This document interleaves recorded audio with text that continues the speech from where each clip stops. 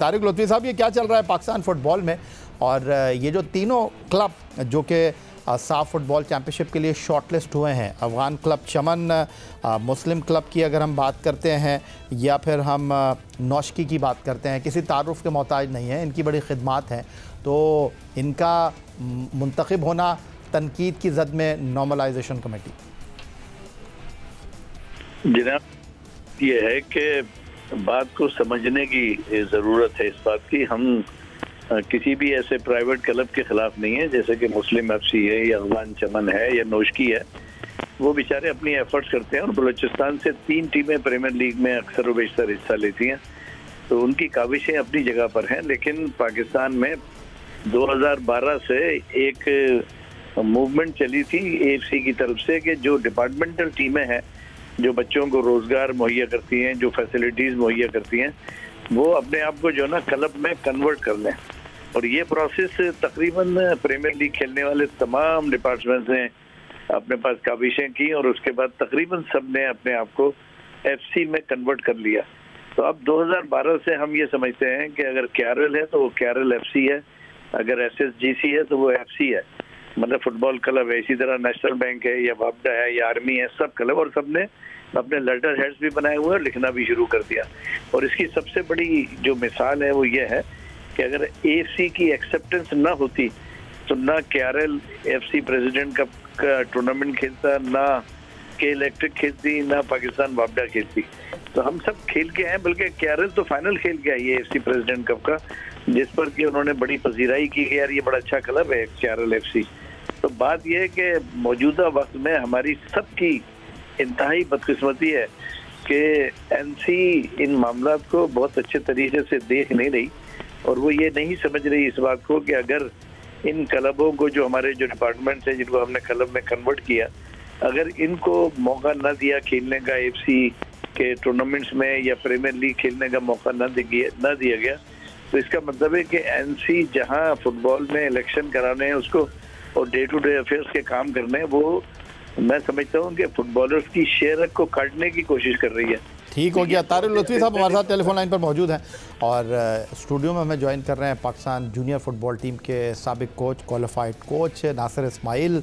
आप भी किसी तारुफ के मोहताज नहीं है। नासिर इस्माइल क्लियर कर दिया है तारिक लुत्फ़ी ने, और उन्होंने वाज़ेह तौर पर इस बात का खुलासा किया है कि ना तो मुस्लिम क्लब, ना ही चमन क्लब, ना ही नौशकी क्लब, उन्होंने कहा कि इनकी काम करने की अहलियत, सलाहियत से कोई इनकार नहीं है, इनकी परफॉर्मेंस से कोई इनकार नहीं है, लेकिन जो सबसे बड़ा प्रॉब्लम है वो ये है कि वो डिपार्टमेंट जो कि साल में ठीक ठाक पैसा लगाते हैं, उनको आपने बिल्कुल नज़रअंदाज कर दिया है। वो क्लब की क्वालिफ़िकेशन पर पूरा उतरते हैं, उनको नज़रअंदाज करके आप पाँव रख कर किसी और के पाँव पर आगे बढ़ रहे हैं।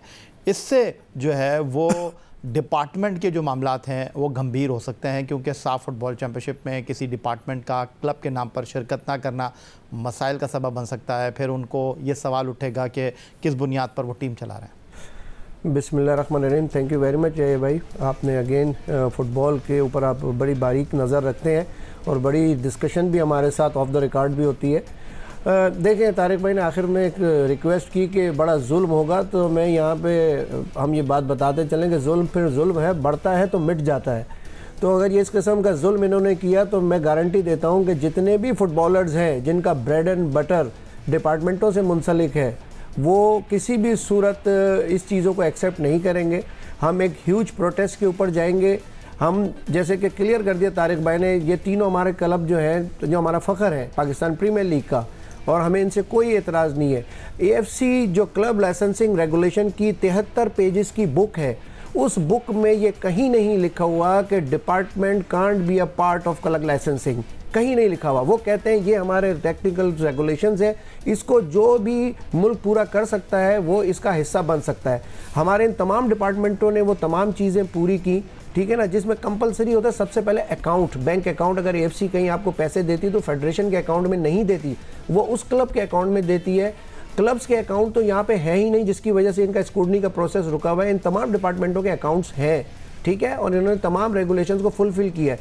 मैं आपको छोटी सी मिसाल दूँ कि मालदीव, श्रीलंका, भूटान, ये वो मुल्क हैं कि जिन्होंने अपने अपने मेन स्टेडियम्स को ओन किया हुआ है और उस स्टेडियम्स में वो क्लब लाइसेंसिंग के थ्रू कहते हैं हम इनको हायर करते हैं और यहाँ हम अपने होम अवे के मैचेस करवाते हैं।